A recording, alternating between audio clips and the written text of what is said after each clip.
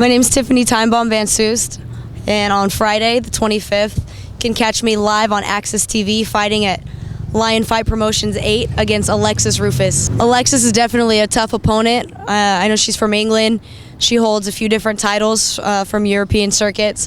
From what I've seen and what I've heard, you know, she always comes to fight every time. She's got an aggressive style, and she goes hard, which, you know, I'm expecting, because at the level that I'm at now, I feel like I'm going to get everybody at their best, so I just have to be that much more prepared, which isn't a problem, because with the team that I have around me and the way that I train, I'm ready for anything, and I'm always going to do well. It's a huge opportunity for this show to be live on Axis TV. You know, on national TV, Muay Thai has never really gotten that much exposure, so for this to be happening, it's a great opportunity for the sport. I mean, hopefully fight fans, you know, the aspect of MMA that they like to see, which is the striking, the knockouts, the fast punch combinations, the kicks. Hopefully that they get that to its fullest in the form of Muay Thai, and they really enjoy it and respond well to it.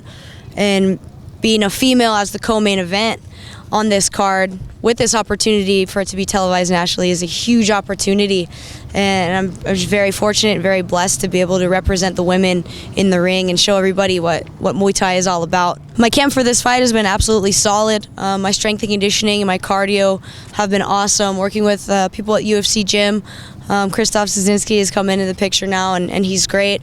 And of course my head coach Alex, he's incredible. I mean, he's the brains behind the operation.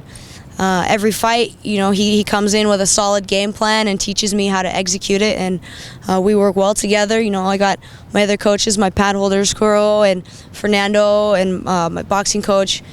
You know, there's so many people that help me to get to where I am, and so when I am performing at the highest level in the ring on Friday night, you know, it's not just me. There's so much of a team effort behind it. I live in Redondo Beach now. I still drive down to San Diego every weekend to get my work in with everyone down in there, my family at Team Noguera, with crew Alex, because, you know, I want to train with the best. You know, I train with the best at Black House here. I train with the best at Team Noguera down there. Finding sparring partners is always kind of hard.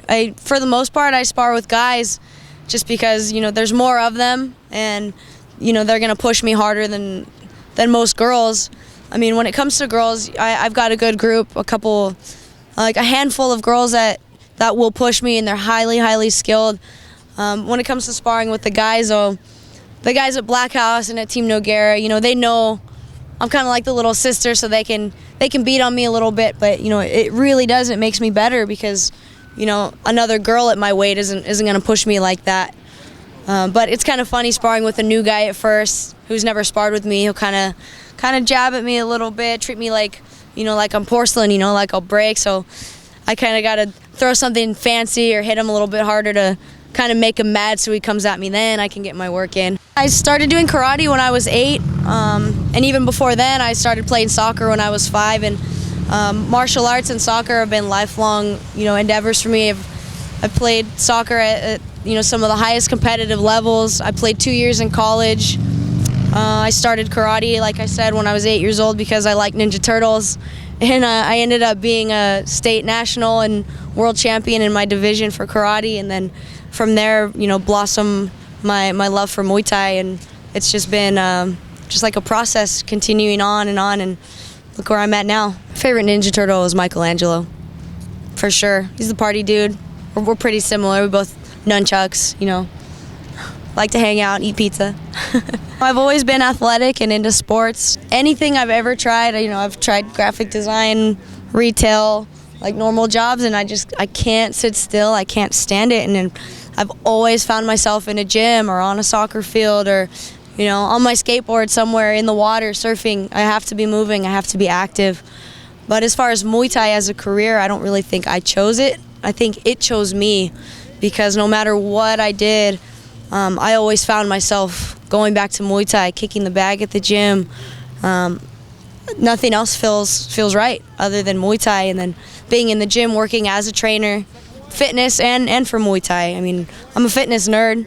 You know, I love helping people reach their goals. I love helping athletes get better, faster, stronger, and I love teaching the beautiful art of Muay Thai. My family, it took a while for them to accept that this is what I'm doing. I think for a little bit they figured, oh, it's just a phase, she'll get over it. But became a little more serious when I quit my job before that last title fight, when I got the call to really dedicate myself to it, to make sure that I was the best in the world, to prove to everybody that, hey, this isn't just me punching, kicking, my head in the clouds. I mean, this is who I am, and this is what I do. And when I do something, I do it 100%, or I don't do it at all. So it took a while for them to accept it, and it's very hard for them to watch, and it's understandable, but they support me, and makes it that much easier for me to do it knowing I have the love and support of my family. Dating for me dating sucks. I don't like it.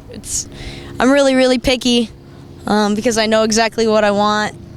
I've tried dating fighters before because I figured, oh, it's cool, we have similar interests, similar lifestyles, so they won't be mad if I'm spending countless hours in the gym and not paying attention to them. But at the same time, you come home or you talk on the phone at the end of a long day. Hey, babe, how was your day? It was good. What'd you do? I trained. What'd you do? I trained.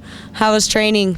Good. How was it for you? It was all right. It's just, you don't really leave the gym, so it just becomes kind of monotonous. And I think it takes a very special person to understand what I do and the level I do it at, because I feel like fighting, Muay Thai, and training, that's my boyfriend. That's my relationship right now, because I'm fully committed to that, and so I'm gonna need someone who's gonna stand there next to me, while I do that, not in front of me trying to protect me, not behind me being a cheerleader. I want someone who's there with me, who understands me and understands what I do and why I do it, and they're just gonna support it.